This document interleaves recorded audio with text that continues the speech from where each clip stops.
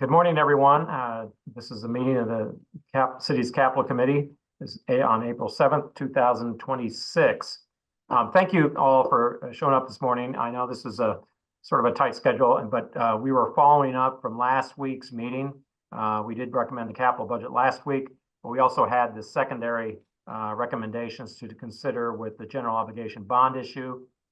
I sent out the revised list, which you should all have before you. I'm going to pull it up on screen so we can discuss a little bit more.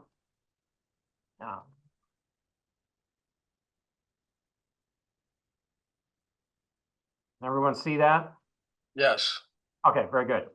All right, and I know Jim, you had some questions. You needed to touch base with the comptroller on this, as obviously because it's a GO funding issue requires financing and all. And I know, Rich, you had made some recommendations about how to go about moving some items so there would be appropriate funding source. So I tell you what, Rich, why don't I start up with you, and then we'll get back to you, Jim, and then open it up.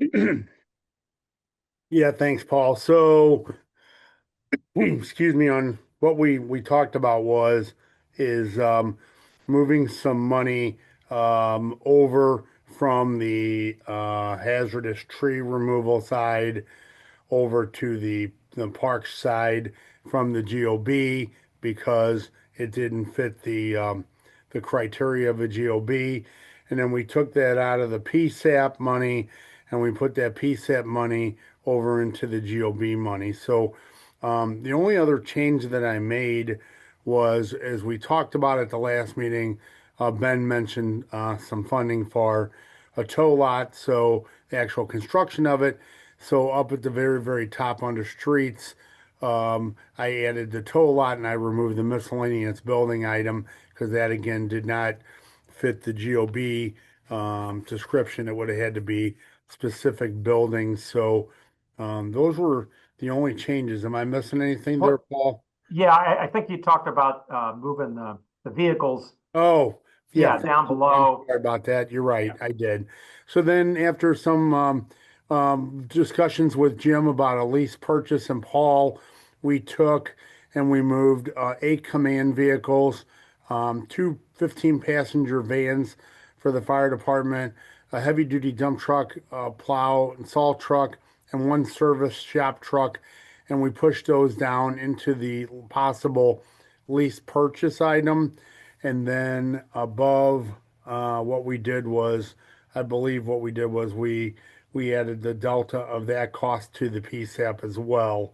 So the PSAP would have been is now 4.4 million in the GOB, 4.461, trying to get us closer to the deficit we need, which is about $12 million right now. So little over 5.5 between these two items for the PSAP. Okay, thanks, Rich. Sure. Jim, did you have anything to add on that one? Well, no, just that Rich has done a pretty good job of explaining the changes. The only other thing I would want to add is the reasons why we moved out of that rolling stock. Those items in particular probably don't have normal useful lives of 20 years. And so it'd be appropriate to move them to lease purchase, but yet leave the other items, which we normally are able to see a longer useful life for. So that's the reason why we did it. But I think Rich pretty much characterized all the other changes. Okay, great, thanks. And then also in the past week, and again, I think it's important, at least today, that we get the GOB recommendations, not so much on the lease purchase, because we'll just have those funds and we can revisit that. I had received some message from the chief, the fire chief, who believes that we're going to be getting some more GEMT money that would be available to purchase fleet equipment.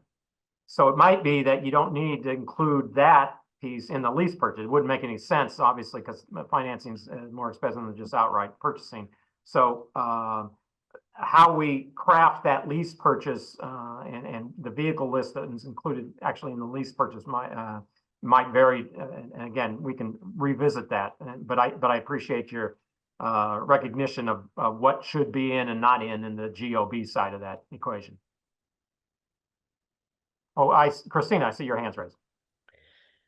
Thanks, Paul. I like these changes. One thing I wanted to ask is, um, so the if we were to do this and we still have a difference of 6 million for the PSAP, is that correct? Yes, About? Um, about.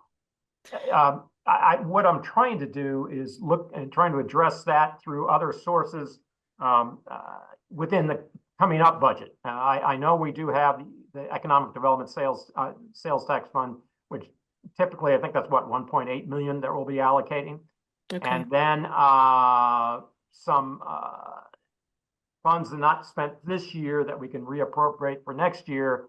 It's still a work in process, but we're trying to, from different sources, piece this together. So we got one piece in the regular capital budget, one piece in the GOB, one piece in the Economic Development Sales Tax Fund, one piece reappropriated unspent funds this year, or unspent revenues this year, so that eventually we're going to get to a point, hopefully, where we got it all covered. But that's, I mean, excellent question, but it's just a matter of pulling from different sources to try to get it all funded. Yeah, and so I guess I'm just wondering, that seemed like the ideal project for a bond issuance. And if we, and one question for Rich is, do we need to have all the funds at once? Can they be tranches a year apart? What is the time frame in which we need to get this funding together? Is it something that would it be a lot more beneficial for planning if we covered more of it in the bond issuance versus and having those other things come in through the quilt? So, I'll comment on that. So, as you know, the PSAP is under construction today. Our big rush right now is spending the ARPA funding, which we will get expended before the end of this calendar year. Um, what the remaining balance therefore is for radios, technology, which includes the interior furnishings, fixture, and technical equipment. And then the remaining funding from that is the remaining construction to the exterior, paving parking lots, things along those kind of lines there. So it's on schedule to spend all the ARPA money by the end of this year.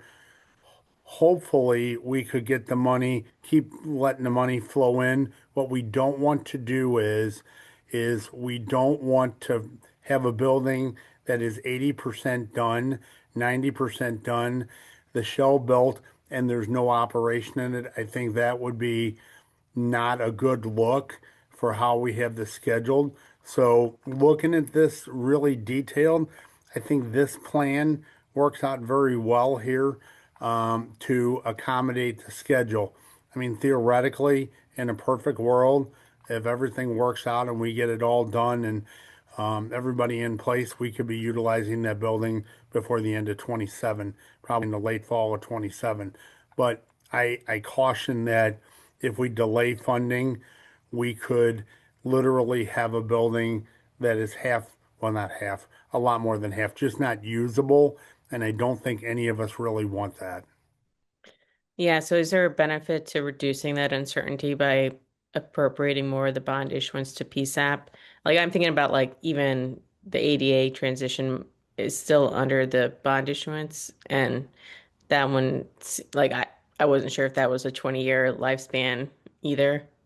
Or the Hyper-V, is that 20-year? I don't know. So just thinking of Well, that as the measure. unfortunately, around here, the Hyper-V is probably more than that because he's probably older than that now. But that would be more of a Cindy question than me. But I would say this, that with the ADA, I'm very careful with making sure we get that money in there.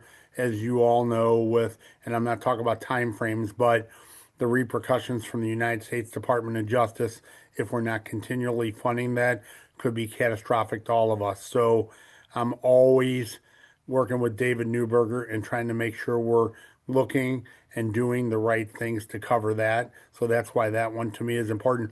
I think from the conversations that I've had with Ben and Paul about this, I think we have a plan, or we have a pretty good plan to get us where we need to be. I think it all falls together. Yeah, and Christine, I was going to add to that, on some components of the PSAP might not be suitable for the GOB Okay. with the equipment piece. You know, the hard building costs, that's pretty easy. I mean, but as soon as you get into your guts, some parts of it might be a long term, and but other parts might be more short term, and that gets a little bit more tricky. And you don't want to find that out later this year when you're doing the finances. Oh, we can't do that, and that might be in a little bit of an uncertainty there itself. So yeah, I think we're making pretty good progress in trying to get that whole thing pieced together. Okay.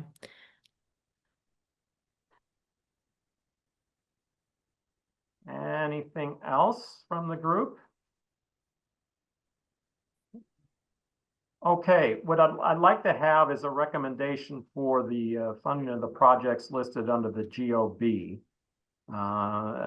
As I mentioned last week, obviously we want to show that we are committed to funding the projects, particularly with the courts, so we can communicate with them on that.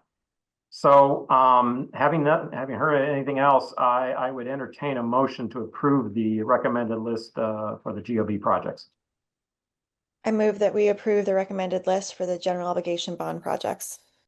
Second. Thank you. All right, let me go around the horn then. Jim, Aye.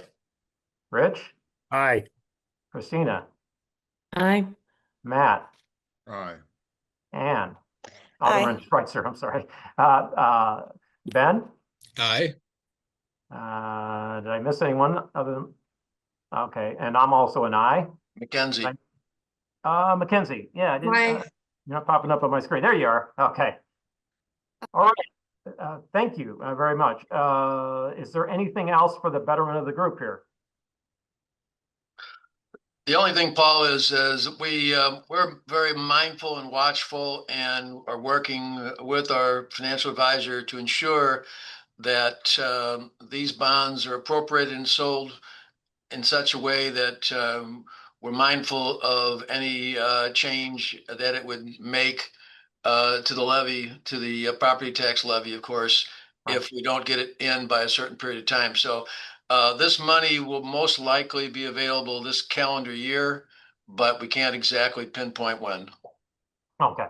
All right. Very good. And obviously, interest rate environments affects Yes. when you pull the Yes. trigger on that kind of thing. So, Yes. all right. Very good. Thanks, Jim. All right. Well, that's all I had. And again, thank you for showing up this morning, and we'll be talking to you later.